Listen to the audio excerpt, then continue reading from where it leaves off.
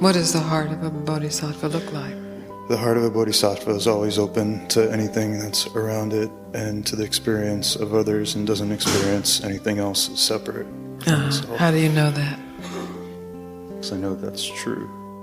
I know that's true, but I don't live that all the time in my life. But how do you know that's true? Hello, my name is Barbara Denham-Pont, and I am the host of Being Yourself, Self-Inquiry with Gangaji. It's my joy to welcome you to Gangaji's podcast each and every month. And this month, I'm going to bring you a clip that I found really, I just loved it. That's all I could say. That really is about how we reconcile what we consider our spiritual lives and what we consider our worldly lives. It's a wonderful exchange with a young man that met Gangaji in 2003 in Marin after he had just taken a Bodhisattva vow. Let's take a listen. I come to you today because I took the Bodhisattva vow a couple of years ago, and maybe I took it a long, long time ago. Yes, we reaffirmed it most probably. But there's nothing else I want more than to have a truly pure Bodhisattva heart, and to be a vessel of light. And I want to know how I should do that. How I can cultivate the heart of a Bodhisattva. What does the heart of a Bodhisattva look like? The heart of a Bodhisattva is always open to anything that's around it and to the experience of others, and doesn't experience anything else separate from itself. How do you know that? Because I know that's true. I know that's true, but I don't live that all the time in my life. But how do you know that's true? Haven't there been bodhisattvas that have been like screaming maniacs and said, no, I will not accept this. This is not acceptable. Isn't that part of the bodhisattva's responsibility to say, no, this is not acceptable?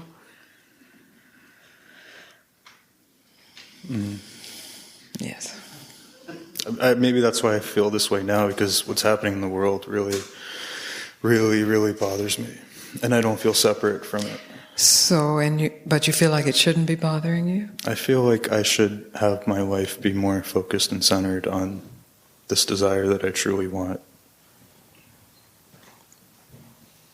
Which is to have the Bodhisattva heart? Mm-hmm. Well, I say you already have the Bodhisattva heart. Otherwise you wouldn't be so tormented. Well, the way I understand it, the Bodhisattva heart is a little different from the heart of nirvana, or the transcendent heart. It's the heart in real life. It's the heart that experiences the blows and the breaking. And the tendency of certain bodhisattvas who come to me and ask me questions.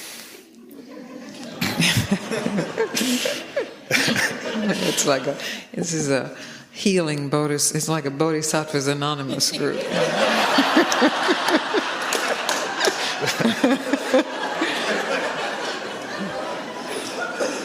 But most often what I hear is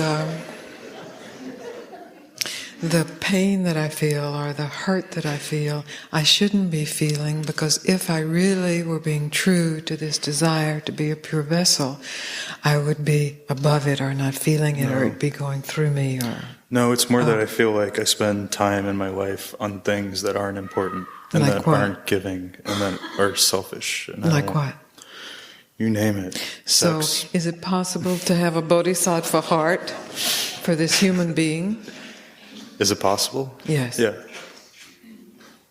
And so you're speaking about human things, because part of being a human being is there's a selfish drive in there that stays alive, whether it's sexual or some other appetite. Now, I don't know if you're obsessive in those realms. If you are, you can tell the truth, and you have to be really ruthless in your profound protest to say, no, this will not go any further. But if it's just being used And to some degree it is with you, as a way of, it's like torturing yourself as a reflection of the torture that you see outside yourself. So that's what has to stop. There has to be a refusal to continue to torture yourself so that you can be used to, in some degree, which may seem very small, but is still worth everything, some degree, to be used to stop the torture outside yourself. So the responsibility then of the Bodhisattva heart is to stop that self-torture, which is usually this conditioned, cultural or religious superego, this whip. Now, I'm not speaking of indulging the selfish drives, but you know the difference. Yeah, more than anything, I feel like I'm hypnotized by the American dream. Really? You don't look it? Are no. You? Although that is a computer chip on your... You're right. But it's right at your heart, so... My parents immigrated here, and I immigrated myself also. And so From I where? think from the Ukraine. And so I think there's a lot of conditioning that they've spoken to me, but conditioning that's more silent inside about needing to be established materially and have money. And everyone in this room has that conditioning. We all have that conditioning. That, and I really that feel is the conditioning of the American culture. That's right. And it's very strong. And it's, of course, it's a world culture. So it's very strong. That's right. You have that. And you know you have that. And I feel like that's what keeps me from being the more selfless person I want to be. Well, that doesn't keep you from being anything. The discussion about that is what keeps you from being more of who you are. You follow this? Mm-hmm. It's the discussion. You say, yes, that's there, just like whatever genetic conditioning you have, whatever defects that were in some ancestors that got passed on, or whether that's emotional or physical or mental. You know, we all have like defects. That's the nature of being a human being. There's some perfected aspects and lots of defects. And you just spoke of one of the defects of the American culture. And of course, one of the perfected aspects is that we can gather like this and speak of these things. So it's wonderful. And you don't want to lose sight of either one, because you want to be able to tell the truth that you see both and you see what is deeper. Now, if you're spending, all of your waking time, or too much of your waking time, obsessing about making money or being established materially, then yes, you see it, and only you can stop that, and you must stop that. Or you will be miserable, because your Bodhisattva heart has different plans for the use of you. But you don't know what those plans are.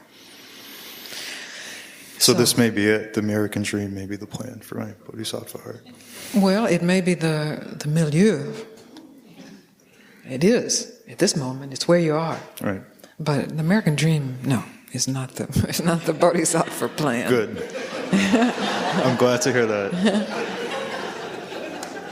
You being true to the Bodhisattva heart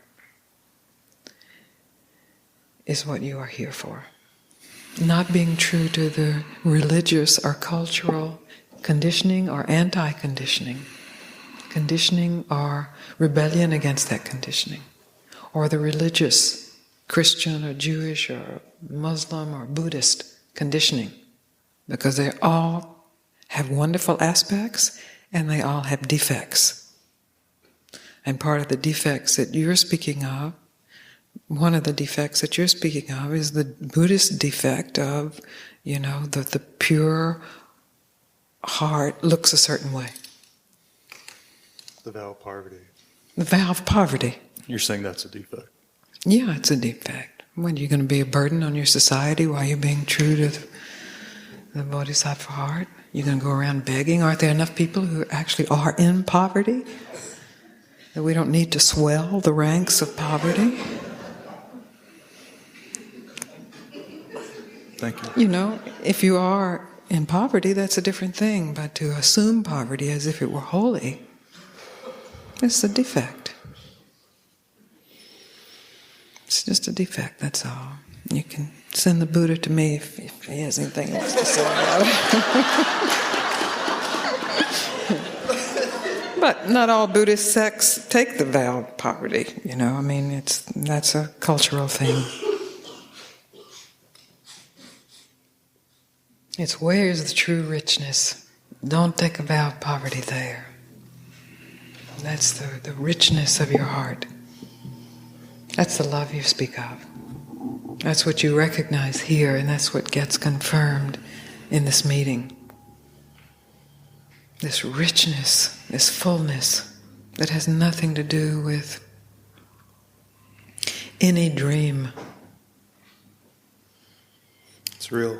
It's real, This that's right, real. and you know it's real. I've spoken to you before, I know you know it's real. And I understand that there are forces that pull on your mind, I understand that. And that's the taking refuge in what is real. And the community that supports what is real and sees what is real. And recognizing that what is real is here, is the awakened truth of oneself.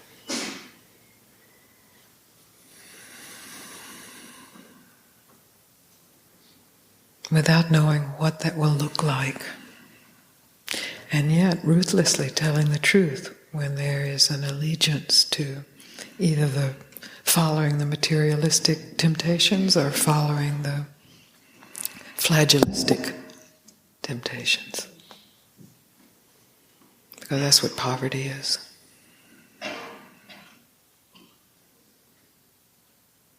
And we have both in our life, naturally. There are aspects of your life where there's overflowing bounty and richness.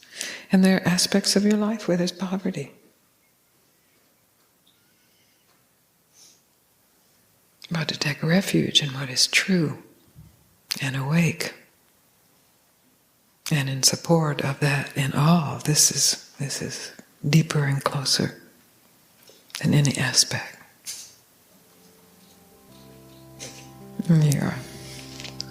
You are always welcome. Thank you so much. As always, I hope today's podcast is supporting you in taking refuge in what is real. If this is the first time that you've joined the podcast, I invite you to go to the website, gangaji.org. That's GANGAJI.org, to find all the podcasts that we have available there, or you can also find them on Apple and Spotify and other mediums that you like to get your podcasts on. And I also wanted to mention before I go that Gangaji is going to be having a weekend retreat online on March 6th and 7th. You can also learn more about that on the website. I invite you to come because it's your opportunity to actually connect and speak with Gangaji and bring your question to her, just like this young man. Thank you for listening. Until next time.